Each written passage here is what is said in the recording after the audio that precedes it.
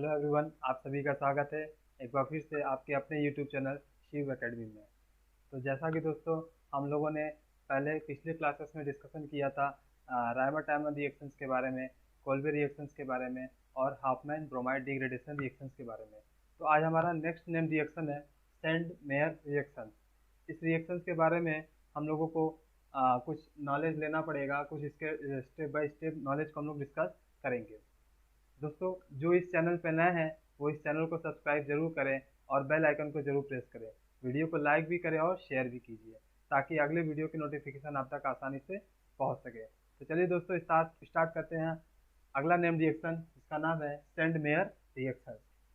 जैसा कि दोस्तों आप लोग देख रहे हैं कि बोर्ड पे लिखा हुआ है, it is the reaction of primary aromatic amine treated with sodium nitrite in the presence of mineral acid result a diazonium salt is formed। Reaction हमारा किसका है? Primary aromatic amine. तो यहाँ पे हमने रिएक्शन में पहले ही लिखा हुआ है एमीन है, इसमें प्राइमरी एरोमेटिक एमीन रिएक्ट करेगा किससे? सोडियम नाइट्राइट से। This is the sodium nitrite NaNO2।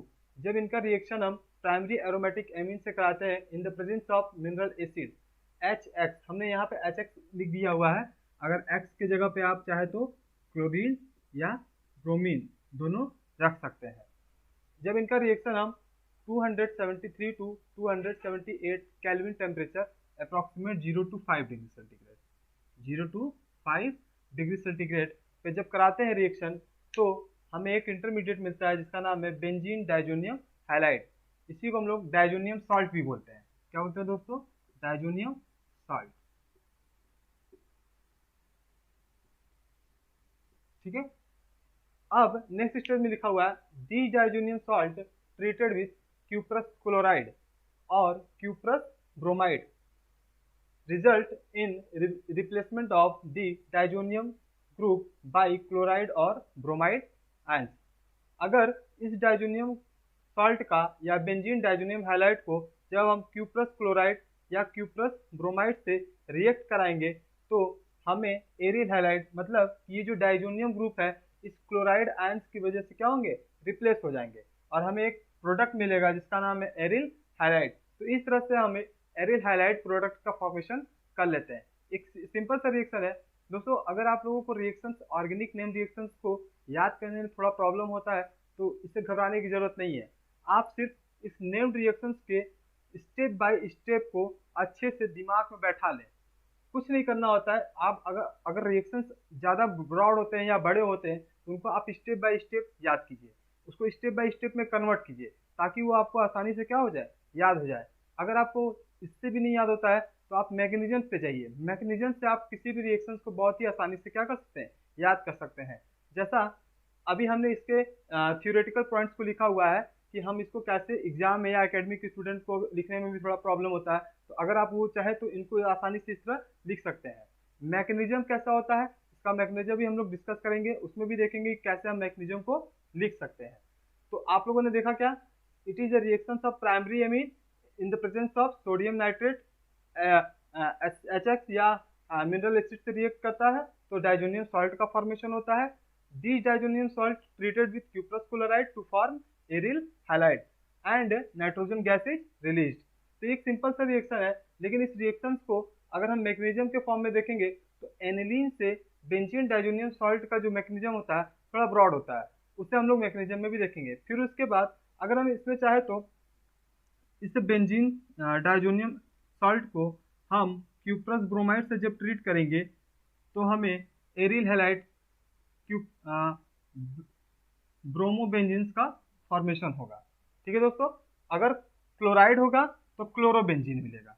Reaction में अगर हम डाइजोनियम सॉल्ट का रिएक्शन कराते हैं क्यूप्रस क्लोराइड से तो हमें क्लोरोबेंजीन का फॉर्मेशन होगा। बाय प्रोडक्ट में नाइट्रोजन गैस ही क्या होंगे? रिलीज होंगे। तो ये हमारा एक सिंपल सा रिएक्शन है। इस रिएक्शन में आपको मेनली बस रिएजेंट को याद रखना है NaNO2 और क्यूप्रस क्लोराइड। इस रिएक्शन के मैकेनिज्म को देखना बहुत जरूरी है। इसमें फ्री रेडिकल्स का भी फॉर्मेशन होता है और वो कैसे होता है इसके हम लोग मैकेनिज्म्स को देखेंगे। चलिए दोस्तों अब हम लोग देखते हैं इसके मैकेनिज्म्स के बारे में। तो सेंड मेयर रिएक्शंस के मैकेनिज्म मेनली 2 स्टेप में कंप्लीट होंगे मैकेनिज्म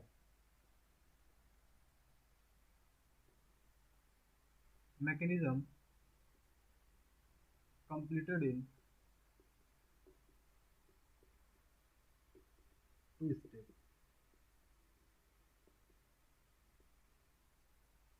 स्टेप फर्स्ट एक सिंपल सा मैकेनिज्म होता है। स्टेप फर्स्ट में क्या होता है कि एनिलीन NH2 एनिलीन रिएक्ट करेगा सोडियम नाइट्राइट NaNO2 से HCl के प्रेजेंस में, तो डाइजोनियम क्लोराइड या डाइजोनियम सॉल्ट का फॉर्मेशन होगा N2 plus Cl minus. This is the diazonium chloride.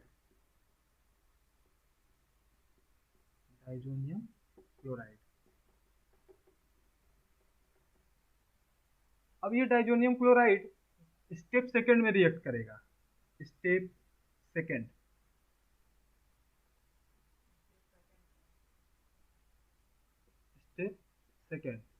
N2 plus Cl minus, ये रिएक्ट करेगा क्यूप्रस क्लोराइड से CuCl। This is the cuprous chloride. This chloride ion attack on copper two form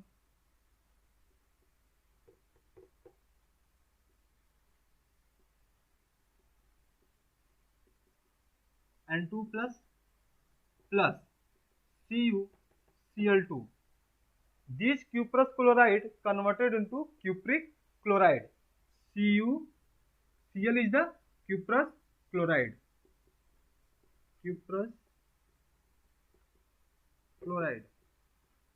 और ये cuprous chloride किसमें convert हो गया? Cupric chloride में।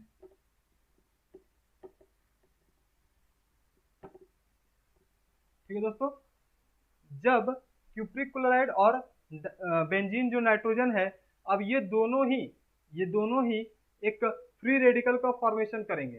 दोस्तों, फ्री रेडिकल का फॉर्मेशन हमेशा तभी होता है जब कोई भी कंपाउंड या जो प्रोडक्ट्स होते हैं वो कैसे होमोलिटिकली डिसोसिएट होंगे। अगर इन दोनों का हम होमोलिटिकली डिसोसिएशन करा दें या डिसोसिएट हो जाएंगे तो हमें एक फ्री रेडिकल का फॉर्मेशन हो जाएगा। जैसे अगर हम नाइट्रोजन के कंपाउंड की बात करें तो यहाँ पर बेंजीन और नाइट्रोजन को हम N2 प्लस को कैसे लिख सकते हैं? N ट्रिपल बॉन्ड N, यहाँ पे क्या होगा? Positive charge. अगर हम इस नाइट्रोजन की बात करें तो यहाँ पर इसका ऑक्टेट क्या है? कंप्लीट है। 2 इलेक्ट्रॉन, ये 3 4 5 6 7 8। इस नाइट्रोजन का ऑक्टेट तो कंप्लीट है, लेकिन अगर इस नाइट्रोजन की हम बात करें तो यहाँ पर एक पॉजिटिव चार्ज होने की वजह से इसका ऑक्टेट क्या है? इनकम्प्लीट है। तो ये क्या होगा? होमोलिटिकली क्या होगा? डिसोसिएट होगा। तो हम यहाँ पर डायरेक्ट लिख सकते हैं these both are dissociated homolytically.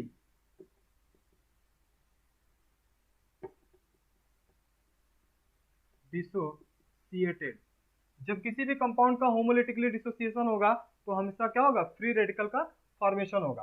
तो जब इसका डिसोसिएशन होगा तो बेंजीन फ्री रेडिकल का फॉर्मेशन होगा plus N triple bond N, यहाँ पे एक फ्री रेडिकल रह जाएगा। ठीक उसी तरह क्यूप्रिक क्लोराइड का जब डिसोसिएशन कराएंगे होमोलिटिकली, ये Cl है, इनको जब हम डिसोसिएट कराएंगे तो CuCl free radical plus Cl free radical का फॉर्मेशन होगा। अब हमारे पास 2 फ्री रेडिकल दिख रहे हैं, एक बेंजीन का और एक क्लोरीन का। तो ये दोनों आपस में क्या होंगे? कंबाइंड हो जाएंगे और बना क्या लेंगे? एरिल हैलाइड या क्लोरो बेंजीन का फॉर्मेशन कर लेंगे। Cl, यहाँ से क्लोरो बेंजीन का तो फॉर्मेशन हो गया, लेकिन अगर हम देखें तो यहाँ पे CuCl के पास भी एक फ्री रेडिकल है और इस नाइट्रोजन के पास भी एक फ्री रेडिकल है। तो अब यहाँ पे इस नाइट्रोजन का ऑक्टेट पूरा होने के लिए सिर्फ एक इलेक्ट्रॉन की आवश्यकता होगी। जैसे 1 2 3 4 5 6 और 1 7, लेकिन इस नाइट्रोजन का क्या है? ऑक्टेट कंप्लीट है, 6 और 7 और 8। तो इसको सिर्फ एक इलेक्ट्रॉन की क्या है? नीड है। तो ये कौन देगा? ये कॉपर इसको क्या करेगा, डोनेट कर देगा। इसीलिए दोस्तों हम लोग देखते हैं कि कॉपर का हमेशा ऑक्सीडेशन स्टेट क्या होता है, +1 और +2 भी होता है, तो यहाँ पे क्या है, +1 हो जाता है। जैसे ही ये इसको डोनेट करेगा ये क्या बन जाएगा, CuCl। वापस हमें जो लेके चले थे क्यूप्रस क्लोराइड, हमें वापस क्यूप्रस क्लोराइड मिल जाएगा और इस नाइट्रोजन को एक इलेक्ट्रॉन मिल जाएगा, तो ये नाइट्रोजन किस में कन्वर्ट हो जाएगा, N2 में, जो कि नाइट्रोजन गैस बन करके रिलीज हो जाएगा। ठीक है दोस्तों, तो ये कंप्लीट डिस्कशन था सेंड मेयर रिएक्शंस के मैकेनिज्म के बारे में, जहां पर हमें सिर्फ बेसिक नॉलेज जानना है कि इसका मैकेनिज्म कैसे कंप्लीट हो सकता है। घबराने की जरूरत नहीं है, स्टेप को सिर्फ देखें और कैसे कंप्लीट हो रहा है। Mechanism completed in 2 step. Step first में क्या होगा, एनिलीन है वो सोडियम नाइट्राइड से रिएक्ट करेगा, HCl के प्रेजेंस में डायजोनियम क्लोराइड का फॉर्मेशन होगा।